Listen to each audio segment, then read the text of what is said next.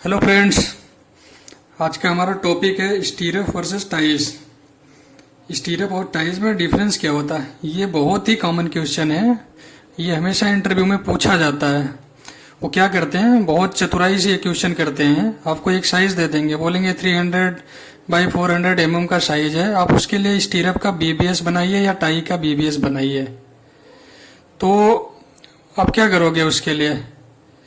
तो उसके लिए सिंपली आपको पता होना चाहिए कि स्टीरअप क्या है और टाइज क्या है। अगर आपको नहीं पता है तो आप नहीं बना पाओगे। चलिए मान लीजिए मैं आपसे ये क्वेश्चन सेम पूछ रहा हूँ कि आप 300 बाई 400 mm के लिए आप टाई का बीबीएस बनाइए।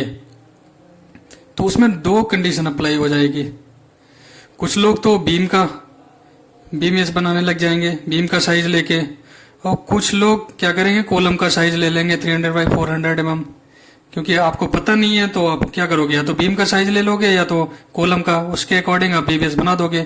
तो उसमें एक बंदे का तो 100% सही होना है, लेकिन एक का नहीं सही होना है, लेकिन वो बाई मिस्टेक ही सही हो रहा है, आपको एक्चुअली पता है नहीं। ठीक है, तो हम उसको समझते हैं स्टीरअप और टाइज में डिफरेंस क्या होता है। ठीक है, जो स्टीरअप वर्ड्स है ये हम यूज करते हैं बीम के लिए। ठीक है, ये हम बीम के लिए यूज करते हैं, और जो टाई यूज किया जाता है ये कॉलम के लिए यूज किया जाता है। दोनों ही बेसिकली रिंग ही होते हैं। ठीक है, एक कॉलम का रिंग होता है, एक बीम का रिंग होता है। दोनों का रोल अलग अलग है, उसके बारे में हम डिटेल में डिस्कस करेंगे। जो हमारा बीम का रिंग होता है वो जनरली मेनली क्या होता है, वो शियर फेलियर को रोकने के लिए काम करता है। ठीक है, शियर फेलियर और बेंडिंग मोमेंट के लिए। ठीक है, जो डिफ्लेक्शन आएगा बेंड की वजह से, उसको रोकता है जो स्टीरअप होता है। और जो टाइज होता है वो लेटरल फोर्स है, जो कॉलम में कंप्रेशन फोर्स लगता है उसको काउंटर करता है। यानी कि उसमें जो कॉलम में बकलिंग आएगी या उसमें भी शेयर आएगा, उसको काउंटर करेगा। उसके बारे में हम डिटेल में डिस्कस करेंगे।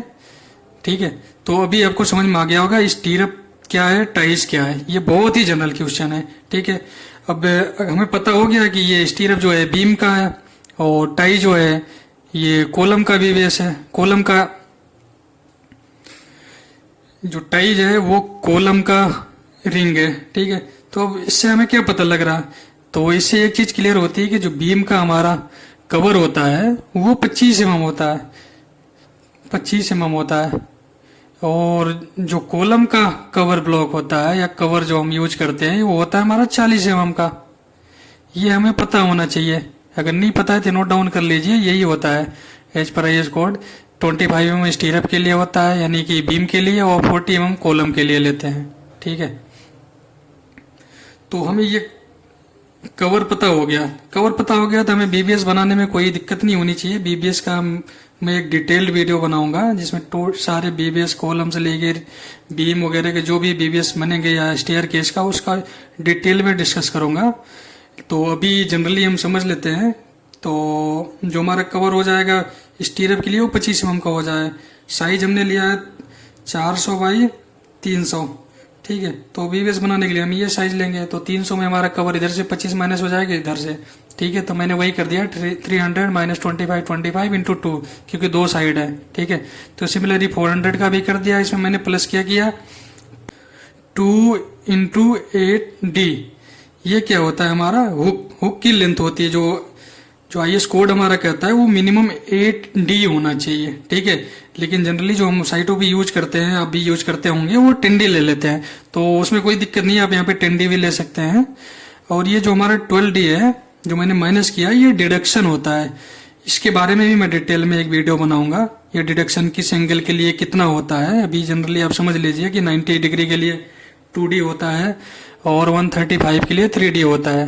तो जो हमारा हुक बेंड होता है वो 135 डिग्री पे ही बेंड होता है, ये कॉलम हो या बीम हो। ठीक है, तो 90 डिग्री एक ही हो गया, एक ही होगा, एक ही हो गया, 3 दूनी 6, और 6 3D इसमें 3D इसमें 135 पे है, तो 6 12D। तो ये हमारा डिडक्शन हो जाता है, क्योंकि जब हम बेंड करेंगे रेनफोर्समेंट को तो इसकी लेंथ जो है इंक्रीज होती है, तो वही डिडक्शन हम कर देते हैं। ठीक है, तो सिंपली ये 500 plus 700 minus 4D, 12 minus 8 4D हो गया। तो ये हमारा निकल के आ जाता है 1168 mm। ठीक है, ये हमारा स्टीरअप का कट लेंथ हो गया।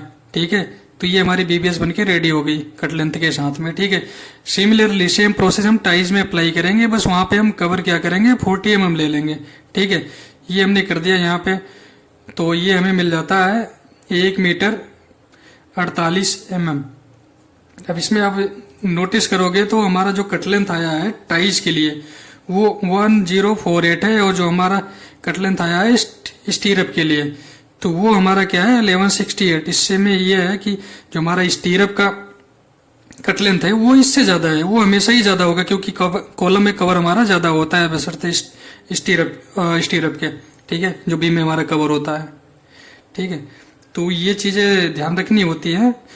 तो जब इंटरव्यू में ये क्वेश्चन पूछा जाए टाइज और स्टीरअप के बारे में तो तुरंत आपको ये क्लिक कर जाना चाहिए वो पूछना क्या चाह रहा है। वो ये जानना चाह रहा है कि आपको स्टीरअप और टाइज का डिफरेंस पता है कि नहीं पता है। वो ये नहीं जानना चाह रहा कि आपको बीबीएस बनाने आता है कि नहीं आता। सिंपली जनरली सबको ही आता है बीबीएस बनाना अभी, ठीक है। तो वो बेसिकली यही जानना चाहता है कि आपको स्टीरअप और टाइज में डिफरेंस पता है कि नहीं पता है, ठीक है। आई होप गाइज आपको ये वीडियो पसंद आया होगा। Thank you.